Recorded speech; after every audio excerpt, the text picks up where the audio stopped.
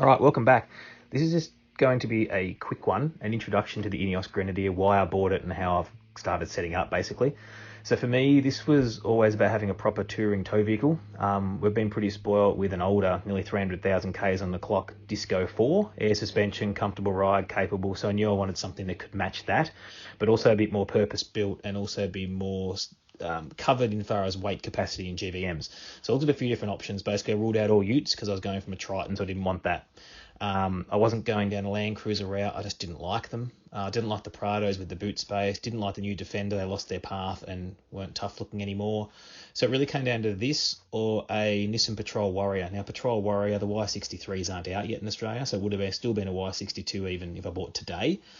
They're a 15-year-old, maybe, give or take, platform. Old tech, old everything, and they're a fuel guzzler, mate. They're petrol engine. Sounds great, fun, but they chew 25 litres per 100, really, towing if you're lucky, and a good 18 to 20 around town.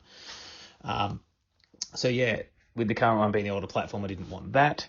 So the big draw for me, obviously, is the background story on the INEOS, how basically the main man of INEOS, the owner of the company, went to buy the Land Rover factory and wanted to keep producing the Defender but make it safe. Land Rover said no. He said, middle finger up to you, and decided to make his own car. So I love the look of it, obviously, because it looks like an old Defender, and I love the fact of how it came about, all the little intricacies and tech in it, the DIY you can do to it, which is, have a look at there's lots more videos in detail on the internet about it, and also then just the fact it was built up of all the good parts, so the Recaro seats, the BMW engine, the ZF gearbox, the Carraro who make tractors, their axles and diffs and all this sort of stuff. So just really good, strong, solid stuff, built tough.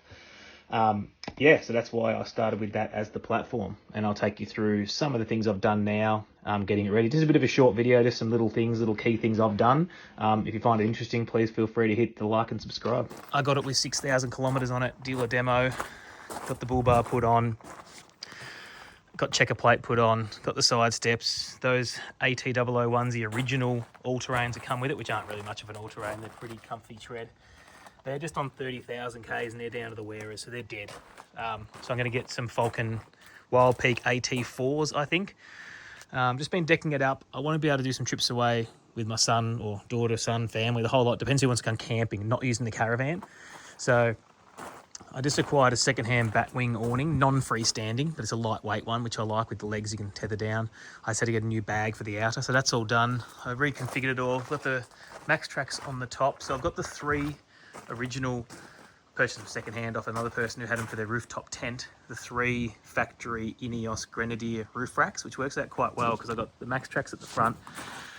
And then with the config I just recently changed so I can chuck swags up, I've got an old roof basket here, which it all just fitted in distance-wise so that I could fit the other handle to the carrier just enough to hold the shovel.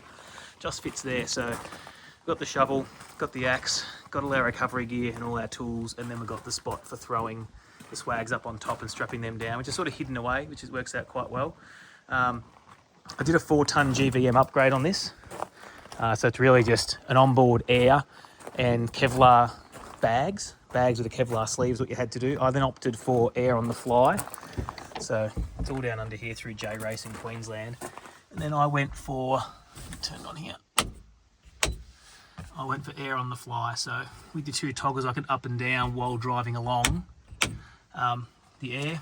I also added the air for the airbags in the rear to keep the caravan level. I then, weight bearing, I then added the UHF, GME UHF. I added just some TV screens to the rear, the actual unit to run them, power, and I only chuck in when we're actually going to go on trips, and I put like a little storage container here for the DVDs and the kids' drink bottles and that when we're doing trips, so that goes there. I then got a K-On rear. Oh, I put a hat holder in there, it's pretty cool. Then the K-On rear shelf, and I'll show you the rear. So the rear I've been working on a little bit, which I got it all sorted just recently. So it was pretty sorted for the trip when we went away. So this is pretty much clean your sandy feet before you get in the car and your sunscreen and stuff like that. And I used to have the sockets for torquing up the car tyres and the caravan tyres in there. This was all pretty much the same as it was for our trip with our rack, so I pretty much just have my torch, have our wet weather jackets. I put my Garmin GPS map 66i, the one I use on my motorbike rides here, snake bite kit, Leatherman, toilet paper, fire extinguisher. Then we've got the basically your Gulu jump start and air compressor. And then in this one, I've just decked these out a little bit more lately. So these have got some masks in here, depending where you're heading, what's going on. Fuses, tape, 6-litre water bladder, emergency radio, fire blankets, emergency blankets, all that sort of stuff, and a water filtration kit. You can filter your water if you had to, depending where you were. A lot of this I just used to keep in the cupboard, but I figured I might as well keep it in the vehicle that we're going to be taking.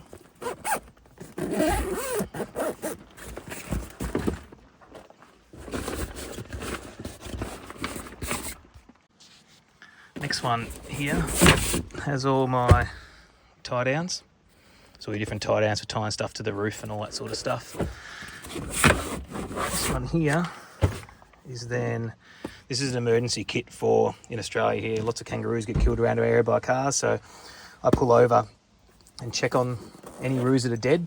If they're females, obviously checking their pouch then. And if you need to grab the joey and take the joey because it survived, that's what this little bag is. That's got some a nice little polar fleece sack inside there the joey will hop into, gloves, paint. So if it is a dead, obviously deceased mother or father kangaroo, you just spray it with an X or a couple of lines on it, so therefore people know that it's been checked and there's no joey, and it can just be picked up by the people who pick them up, council and all that sort of thing. Here we've got a fire starting kit. So inside this, again, this was all sitting in the cupboard unless I was going away. Just let me grab it out. For motorbike trips, so this has got some cotton balls, then we've got some fire lighters, got some flint and a striker, and this is cotton balls with Vaseline all over them already. If you don't know, Vaseline, petroleum jelly, is a really good fire starter. And this one's then full of tent pegs and nylon paracord and everything like that in there. And then the final one is really just for air inflation, airing up and down. I just run the one hose. I tried a 4-way hose to do all tyres at once, more of a pain in the ass than you can think of. Simpler just with your ARB single hose and some deflators. I never bother using the deflator, I just deflate with the unit itself. That's basically it, so that's all lives up in there. Then recently, the tables for the back of these are like $500, so I'm a tight ass. I didn't really want to spend $500 on one. So instead, I just bought this XTM one, which was $90. So $90 or $95. Then I just measured it all and built a backing frame because it's all stepped plastics here. So I needed to do a thin layer of wood with some felt backing onto a thicker layer that I could then screw to the original mounting points in the INEOS, and then screw these 12 mil screws, 13 mil screws, fit perfect because you got about a mil of here and your 13 mil of wood, and it goes on therefore without going into the plastic. Then this one, just your extra shovel holder. So that's that rack you can see at the back there. And that's the back all decked out, so it works quite good. I just take an esky now. I sold my fridge, got over fridges and just bought a good Yeti esky because we've got 2 fridges in the caravan, a drawer fridge and another one. So when you're going in this, just the esky's fine. Then on the back of here, we've got our first aid kit and our tyre repair plug kit and everything like that. It's a night before doing a weekend away with my son Ruben for his birthday, and the INEOS taking that away using the 270 awning and all that sort of stuff. So just sort of show you, I've got this little cupboard that I keep like all my camping motorbike sort of gear in. So it's good. I've got my list on my phone I run through. Then I've got a couple of these sort of plastic tubs and a big waterproof bag. I basically just come in here, go through my list. So I'm just out in the garage now getting some stuff sorted. So in here, I've got like tyre inflator in case we get something with fuse, contact cleaner, bug spray. I've got a sort of folding table type thing. I've got another folding table, 2 chairs, your spade, my little tomahawk down the bottom. Then just some basics, mozzie repellent, fire starters, another mozzie one, extra toilet paper. Then we've got our tent, so that's a Nemo Aurora 3 tent. So now I'll grab the rest of the stuff and start packing and go through the rest of my list. So I'm just packing my moto bag, that way I can have a bit of snacks in here if we go for a bit of a longer ride. That's got the medical pack and everything on it. And it's also, I can carry my GPS map, you know, in reach, not that we're gonna need that. This is a spare one I had and never used, which we'll just put 3 litre bladder in for Ruben. So we've got bladders in each of these and know what we can wear when we go for a ride. So for this trip, I'm going something different. So I caught up with OnTrack Meals. Got a little thing going on. I've been able to get a discount to purchase my own meals and a discount code, which I'll put down below for you guys. Ongoing forever to get discount off your meals at OnTrack Meals. So that's all our meals, which is pretty good. One breakfast I'm missing. I didn't buy 2 breakfasts. I'll take a porridge or something, but that's all our meals. I'll just take some snacks. Then we got the flameless heater bags because I've taken my little cooker, but I want to use the flameless heater bags. I've seen them online. I want to test them out for myself. So I've got 10 of them. So we can heat up every meal with a flameless heater bag if we like. A nice little hack I've been doing lately is for any carabiners like this where you're going to hang them off your metal in your car instead of them jingly-jangly, just get the appropriate size heat shrink and put it over here, and it lasts a fair few months until it wears through, and then you can just add another one because I just got sick of the jingle-jangle of this in the car. It's a job done. So doubled up on that one, so it's overlapping in the main pressure point where it hangs. So now there's no metal on metal when you're hanging that in off your roof rack or anything in your car.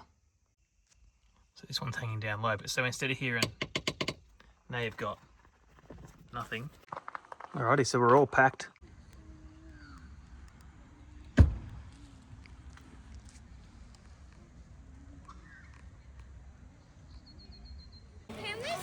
This is so bloody good. Is this called Jingle Fun?